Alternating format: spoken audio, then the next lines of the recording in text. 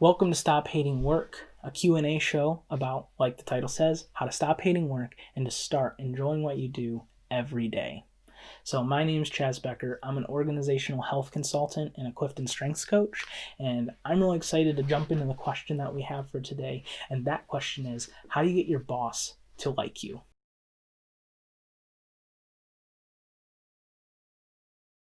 I thought this was an interesting question and one I wanted to tackle. But as I thought about this question, I think I needed to define it a little bit and help think through kind of what I'm thinking in terms of it. And so, when the question says, how do I get my boss to like you?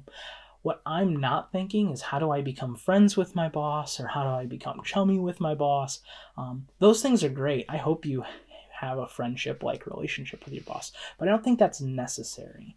And then the other question is, like, why? Why do you want your boss to like you?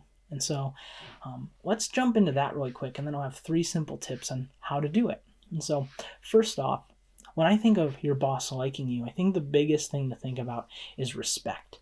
Does your boss respect you? And why is your boss respecting you a super important thing for your career? Well, you are the number one person who has control over the success of your career. But kind of that number 2 person is who you directly report to. Your direct boss is going to be probably the second most influential person in the advancement of your career and whatever position you're in. And so this is a huge relationship, because they're the people who can really recommend you for a promotion within the organization, or be one of your key references when you're looking for an opportunity outside of the organization you already work for. And so having a relationship with your boss where they respect you is a super valuable and important thing to have. And so we're going to kind of talk about, well, how? How do you create that type of relationship? What kind of things can you do as an employee to build your chances of your boss respecting you? And so I have 3 tips and 3 things that I've learned over my time that I think is super helpful for people. And so number 1 is something I learned in the military, and it's being in the right place at the right time in the right uniform. And so what do I mean by right place, right time, right uniform? Well, it's pretty straightforward. Are you where you're supposed to be when you're supposed to be there? But then there's this right uniform piece. What do I mean by that? Well, also, when you show up there, where you're supposed to be at the right time, do you have all the tools you need to get that job done? And so really, it's being present and being prepared. Are you present and prepared for the job that's at hand? You would be surprised how many people just struggle with this first tip. But I'm telling you, if you are just a dependable person, boom, right off the top, you're already on your way to creating a relationship where your boss really respects you, because it's kind of hard to find good help. And that's what an employee is helping an organization achieve the goals that it has set. And so that's kind of the way you need to be thinking is, am I present and prepared to help the organization move to where it needs to go? So the next one is getting clarity on your roles and responsibilities, and to get better at those every day. And so you need to be clear, what is my job? What am I getting paid for? What are the things that I'm expected of me? And so understanding your role and your responsibilities is huge. And so once you gain that clarity, then it's the day-to-day work ethic of getting better at that, moment by moment, day by day. And I'm telling you, your manager is going to see this.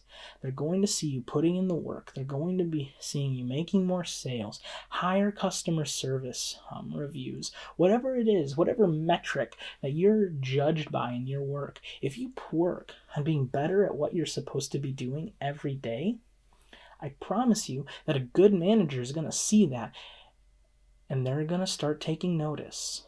And they're going to give you more and more things, because what they're finding is you're dependable, you're where you need to be, and you're getting better at your job every day. And so they can trust you to put more and more on your plate. Hopefully not overworking you, but giving you bigger responsibilities, taking on bigger projects that moves the organization forward. These are awesome things that you want to be striving for in your career. And it's this little focus day to day of getting better at what you're supposed to be doing every day. Now, number three. Number three is the kicker. This is the thing that's going to be the home run. It's going to take you to the highest highs in the organization and in work. And this is really the magic. This is really the magic. It is having a giver's posture. Or another way to put it is having an owner's mentality. What you need to think of is that as an employee, your biggest job is to help your manager be successful. Now, your manager's job should be helping you be successful. And collectively, with those mentalities, as a team, you'll be more successful. And you're going to be moving the ticker forward. And so the best employees are the ones who are forecasting forward. What are the obstacles? What are the challenges? What are the goals of my manager? And how do I be a part of that? How do I do creative problem solving? How do I use my role and my influence to help us get there? Being creative and being a problem solver is the number one thing that you can do to earn the respect of your boss. And I want you to think about this. There's people who, they show up every day, they kind of get their job done, and the boss doesn't really have to worry about them. But what if you're next level? You're there every day, your boss doesn't have to worry about you doing good work, but then you're entering into the challenges that they have, and you're helping elevate them in their leadership, and helping them move the team forward, and helping them succeed. As a manager myself in ways, that was huge. Is when I had people on my team who said, hey, Chaz, what are the problems? What are the things that you have going on? And how do I help you get there? Man, I loved those people. I loved those students that I was coaching. And when I was coaching students, that was the best situation. And so I want to kind of point that to you. Are you at the right place at the right time? Do you know what your roles and responsibilities are? And are you trying to get better at those every day? And are you finding creative solution problems? Or why did I say it like that? Do you have creative solutions to the problems that your manager has? There you go. That's better. I think if you do that, man, you're going to be killing it. Your boss is going to love you.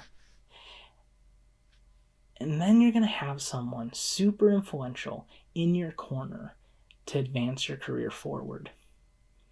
So that's all I got. This is how you make your boss like you, or maybe better yet, how to have a respectful relationship with your boss and a boss who really respects you as an employee.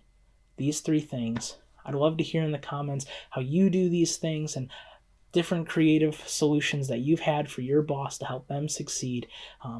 Just leave those in the comments. I'd love to dialogue with that. So I'll talk to you guys later. Catch ya.